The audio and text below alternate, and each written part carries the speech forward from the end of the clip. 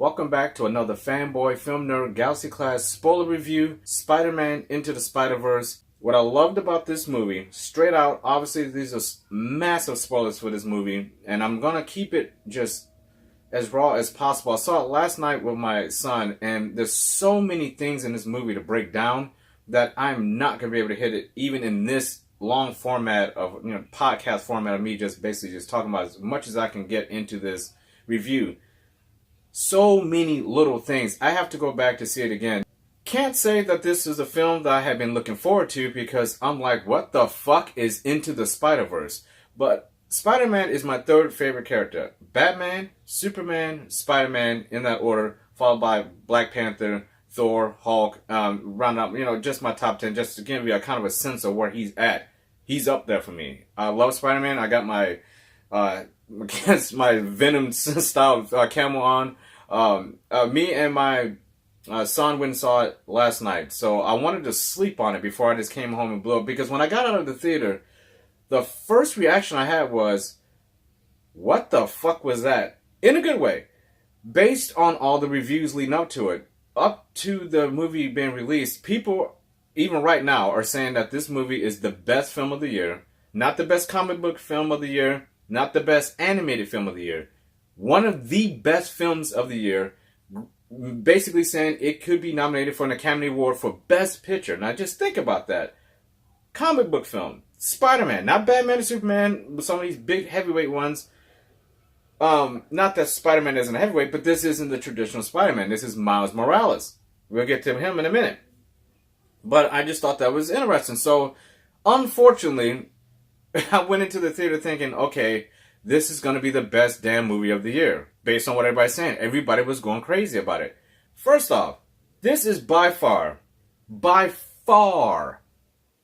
the very best Spider-Man story I have ever seen in a movie. And this is probably why I think a lot of people like this movie so much. It's not so much the action. Believe it or not, there's not a lot of action in this movie. There are some very good action sequences in this movie, but not in the way you would think. We'll get to that in a moment as well. Just want to frame this before we start. This movie's story is outstandingly good. There is not one single line of dialogue wasted in this film.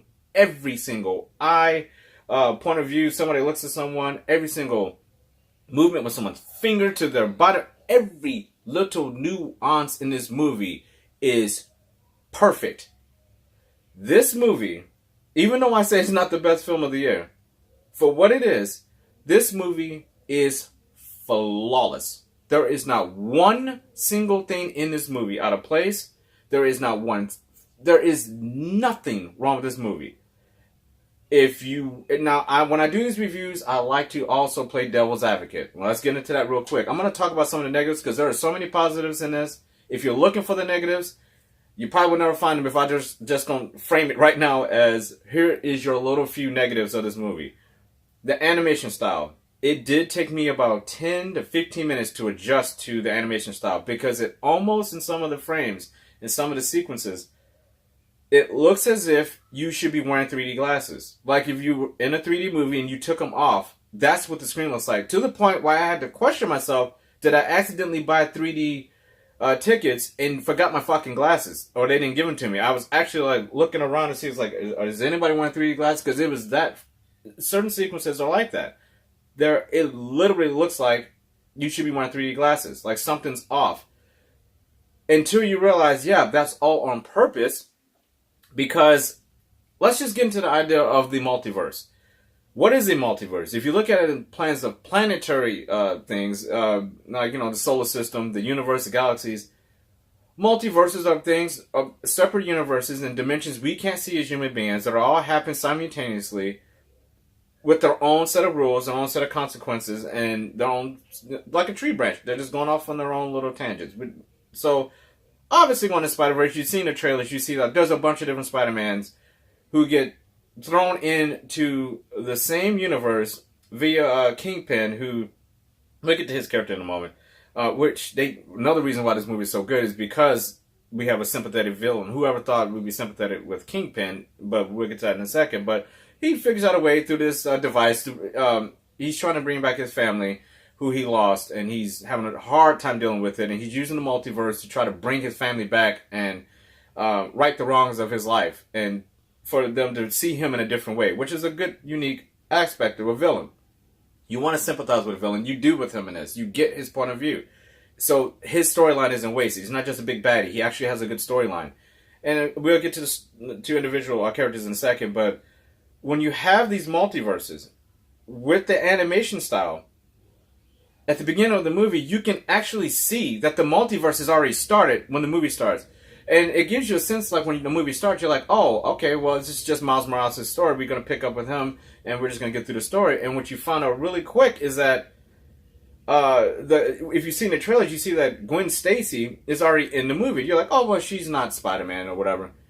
And you come to find out later that this Gwen Stacy in this class, she's a new student, she actually is. So you find out that the multiverse is actually already started. The moment the film started, this is already taking place. The moment he wakes up, he's in it. And all these, the way that the animation style is, it's all the different universes already have already collided. They're already there.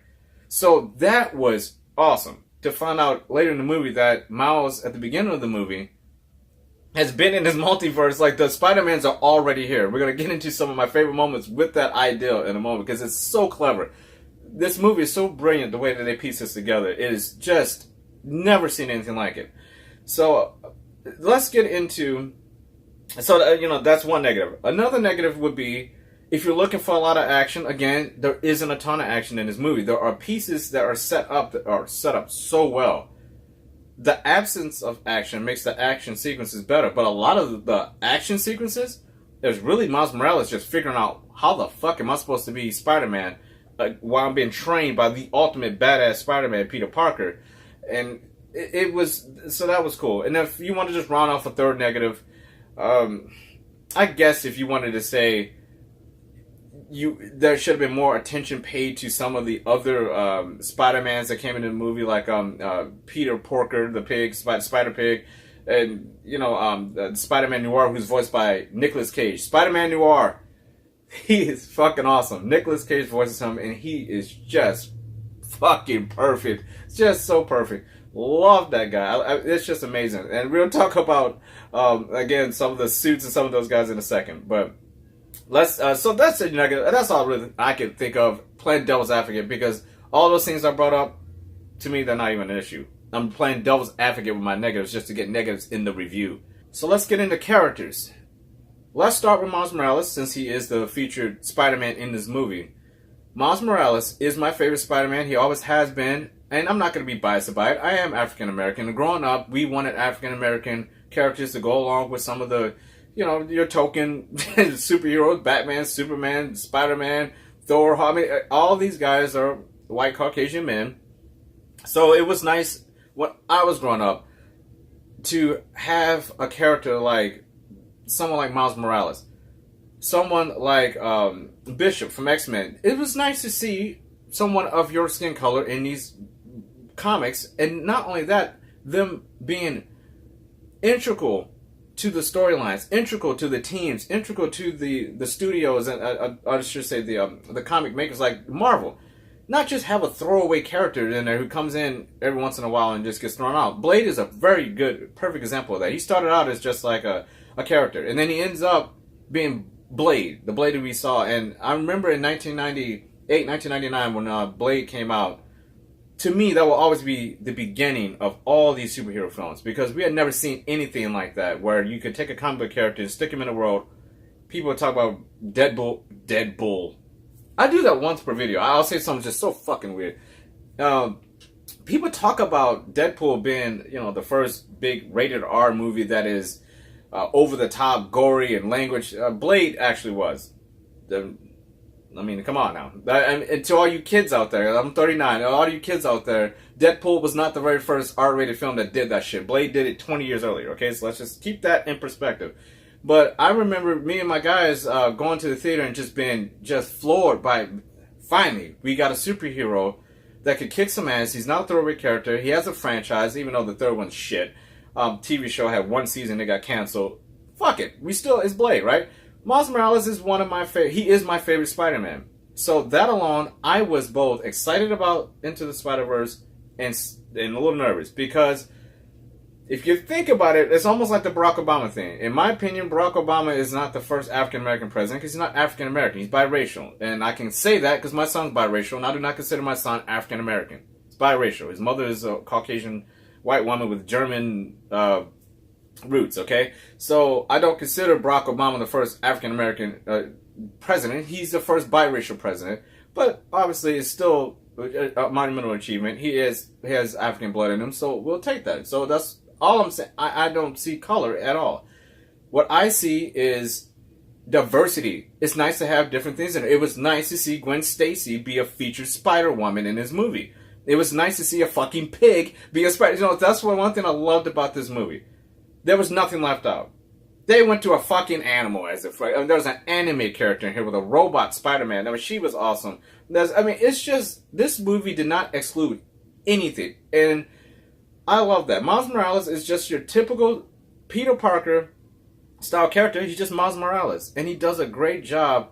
Or I should say, the filmmakers do a great job of making you be able to relate to this kid because, like I was saying, he's not actually African American. His mother is Latino, and his father is African American. He's not even full African American in some versions. So, but just good. Why does everything? This world is not black and white anymore. We're all mixed up with shit. I mean, name one person that can say, I am pure fucking this, or I am pure fucking that. Bullshit. Miles Morales, like any teenager, is struggling with trying to be what his parents want him to be and who he thinks he ought to be. His father is a police officer. His mother is a nurse. His father obviously fights crime. To Miles Morales, his father is a superhero already. He's a police officer. Miles is he's into arts. He's very creative. He is a very free person. He likes to be out doing his thing. And that clashes with his father a little bit because his father sees a lot more potential in him than what he's doing, which is basically this version of Miles Morales. He is a graffiti artist, which is a unique take on any fucking comic book character, period. He's like going around, he likes spray painting up walls and doing graffiti and stuff. And there's nothing wrong with that. Graffiti is art. People don't think it is. Look, I love to draw. I am a digital artist. Graffiti is art. Yes, it is vandalism, but it is art at the same time. So Miles Morales, I feel you on that. I went through the same thing as a kid. So his interaction with his father is very important in this movie because the father figure, the only person Miles has to talk to is his uncle, who is his father's brother. And his father's brother is into, at the beginning of the movie, you really don't know what he's into. You just know he's not into good shit. Miles Morales' father doesn't want him hanging out with his uncle. He finds out after he gets stung by the spider, or after hanging out with his uncle, he gets bitten by the spider, and he starts getting his Spider-Man powers. He doesn't know what to do with it. He finds out he has an electric shock, and he can turn invisible, which another thing I loved about the Miles Morales character, I've always liked this about him, is that he does not have the same abilities as your traditional Spider-Man. Spider-Man, in many ways, Miles Morales is a superior version to Peter Parker's Spider-Man. Peter Parker can shoot webs. I mean, he got superhuman strength. He makes his web shooters or whatever. Miles Morales can do all that. Plus, he has these extra abilities that from his spider, because Miles Morales is in a different spider universe. From his spider gave him different properties. He can turn invisible. He can blend in with his environment. He has an electric response.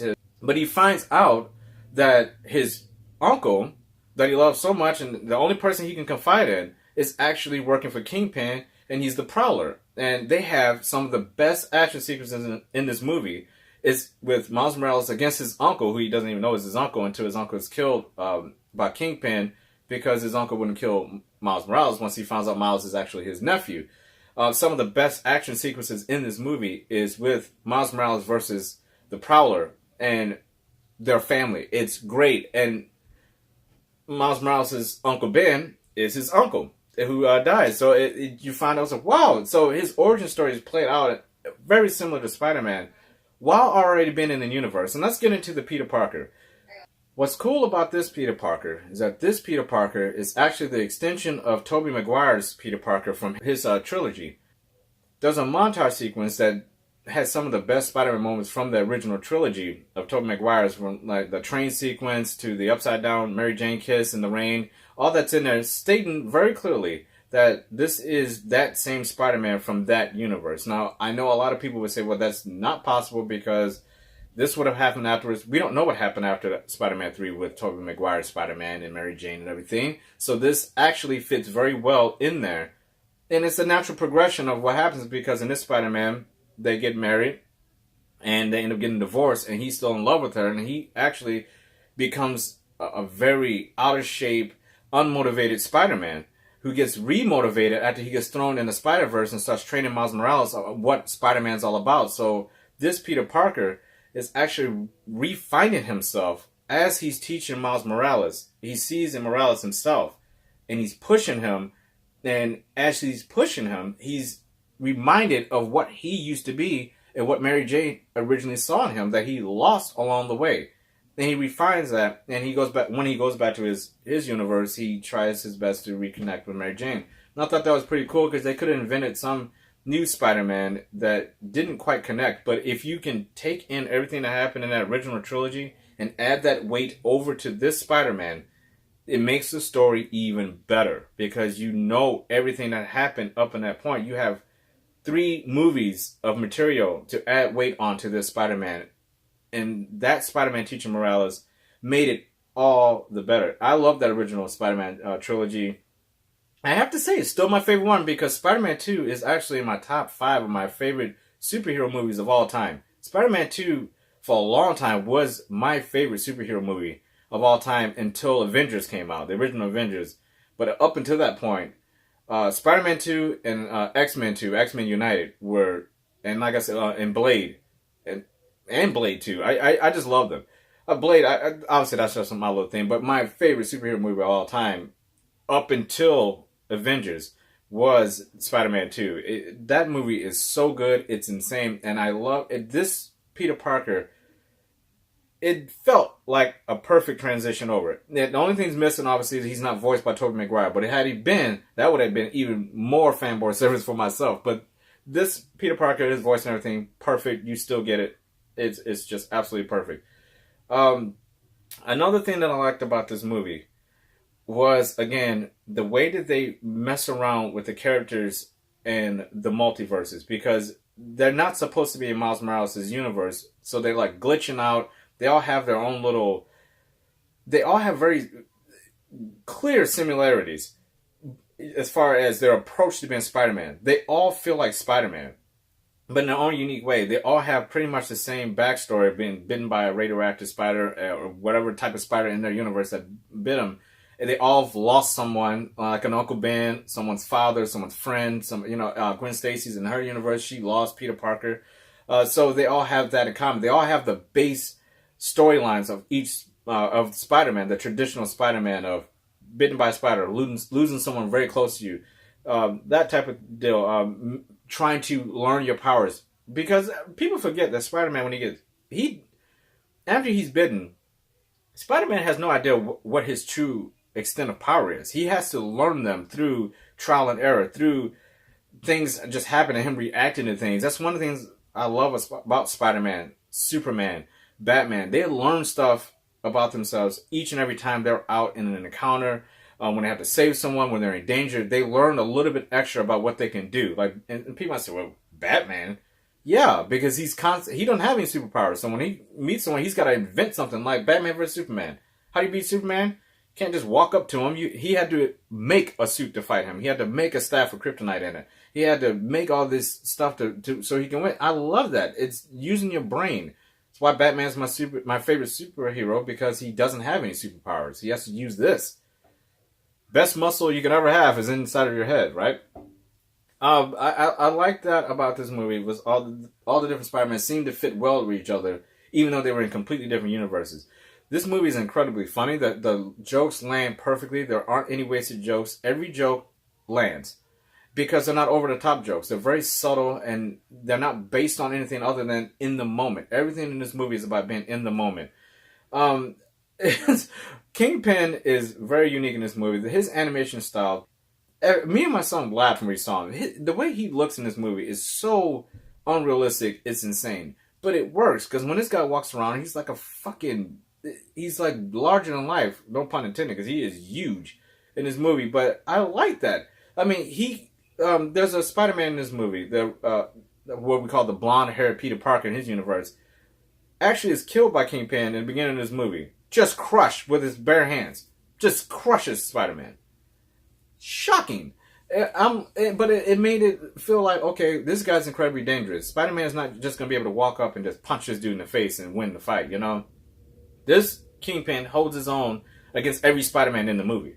Easily. And I love that. Kingpin has been portrayed in so many different ways. This is one of my favorite Kingpins in this movie because he's sympathetic. His motivation is trying to get his family back, which is no different than the Peter Parkers in this movie. He's actually, in some weird way, has the exact same storyline as the Peter Parkers. He loses his family. He's trying to figure out his own life, but obviously he's doing it in a bad way instead of a good way of doing it. And the feeling of loss in this movie is really good. There are moments that are so subtle for an animation style. The way that they animate the characters is so realistic. The way that they move their hands, the way that they move their eyes, their reactions, all very realistic.